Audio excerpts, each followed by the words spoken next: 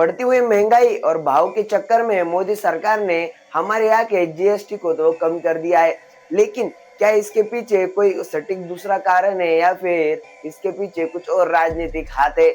और हाँ, इसका असर आपके जेब पर कितना पड़ रहा है वो भी आज हम इस वीडियो में चेक करने वाले हैं। दोस्तों, अगर एक बात देखी जाए तो हमारे भारत में बहुत से ऐसे स्टार्टअप्स है जिनको सच में जीएसटी कम होने की जरूरत है, लेकिन अगर एक दूसरी तरफ देखा जाए दोस्तों, तो मोदी सरकार ने जीएसटी तो कम कर दिया है, लेकिन ये जीएसटी कम करने की वजह से सच में आम जनता को कुछ फायदा भी हो रहा है या नहीं, और अगर हाँ हो रहा है तो आपको कब तक कितना फायदा हुआ है। आज जीएसटी कम हो गए 6 दिन हो रहे हैं और आपको इसमें से कितना फायदा हुआ है मुझे कमेंट करके जरूर बताइए।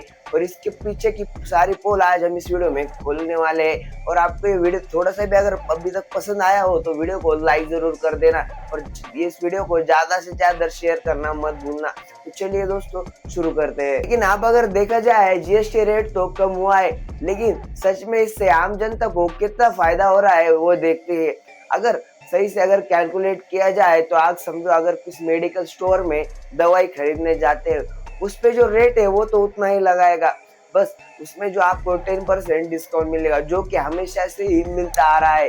तो दोस्तों, सामान्य जनता का इसमें फायदा क्या हुआ यो मुझे आप कमेंट में जरूर बताइए। और हाँ, अगर मोदी सरकार को सच में जनता का फायदा ही देखना था तो जीएसटी रेट ही नहीं बल्कि जो असल में दवाई पे जो रेट है वो भी कम करना चाहिए था, क्योंकि जो होलसेलर रहते हैं उनके पास से तो जीएसटी कट के आता है, लेकिन क्या सच में जो बाहर वाले मेडिकल वाले हैं वो सच में इतना सारा डिस्काउंट कस्टमर को दे रहे हैं, ये चेक करना जरूरी है। ये बात सिर्फ मेडिकल तक सीमित नहीं, ये बात हर एक चीज पे है जिसपे जीएसटी कम हुआ है। तो अच्छा, तो मुझे लगता है कि डायरेक्ट रेट ही कम कर देना चाहिए था, मतलब जो कुछ मोदी सरकार करना चाहती है वो सीधे जनता तक पहुंचे, ना कि बीच में किसको खाने को मिले। आप भी इस बात से सहमत है तो मुझे कमेंट में एक बार हाँ जरूर लिखिए। सपना देखिए, आपकी सैलरी बढ़ी है लेकिन टैक्सेस ने सब कुछ छीन लिया। अचानक मोदी सरकार का धमाका होता है और उसमें जीएसटी गिरकर 5% और 18% हो जाती है और इनकम टैक्स में भी 12 लाख तक की छूट मिल जाती है। बाजार में रौनक है, जनता खुश है,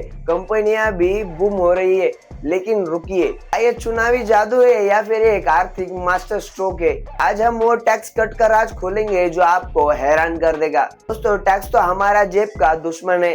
सैलरी आती है लेकिन आधे से ज्यादा सैलरी टैक्स में उड़ जाती है। घर चलाना, बच्चों की फीस और ईएमआई सब कुछ ले जाते हैं। लेकिन 2025 में मोदी सरकार ने जीएसटी रेट जो है कम कर दिया है। जीएसटी में अब सिर्फ दो स्लैब रह गए, 5% और 18%। जैसे आपको रोजाना लगने वाली चीजें, शैम्पू, टूथपेस्ट, साबुन, इन पे जीएसटी 18% लगा था, उससे घटकर पूरा 5% हो गया है। और जो छोटी कारें हैं उन पे जो जीएसटी लगता था 28%, वो सीधा गिर के अभी 18% हुआ है। और इनकम टैक्स में भी बड़ी राहत है, 12 लाख तक की बड़ी छूट मिली है।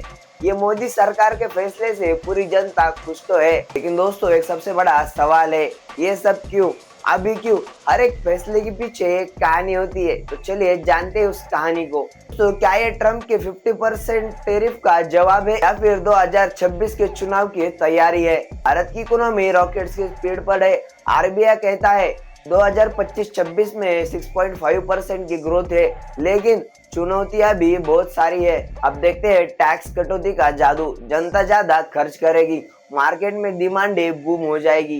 कारें है जैसे मारुति, सुजुकी और जो बाकी कंपनियां उनका जो जीएसटी रेट है 28% से घटकर अभी 18% हो गया है। विदेशी निवेशकों को एक संदेश है इस पे, भारत में अभी व्यापार करना आसान हो गया है, यहाँ पे जीएसटी भी अभी कम लगेगा। आप थोड़ा सा इतिहास में झांकते हैं। 2019 में टैक्स कटौती हुई थी जो 34% से होकर 25% हो गई थी, लेकिन मकसद था दोस्तों इकोनॉमी को टर्बो चार्ज करना। इससे निकसक तो बढ़ा लेकिन मजदूरी, रोजगारी बिल्कुल भी नहीं बढ़ी। तो आप क्या सोचते, मोदी जी ने ये जो टैक्स कट किया है वो जनता के लिए राहत है या फिर एक चुनावी चाल है? पैसा आएगा लेकिन छुपे हुए नुकसान से सावधान। क्या सोचते हैं, देश हित या फिर राजनीति? मुझे ये कमेंट में जरूर बताइए। अगर हाँ, ये वीडियो अगर आपको थोड़ा भी पसंद आया हो तो वीडियो को लाइक कर दीजिए और चैनल को सब्सक्राइब करना मत भूलिए। तो मिलता हूँ मैं आपको एक अगली वीडियो में, तब तक के लिए जय हिंद, जय भारत।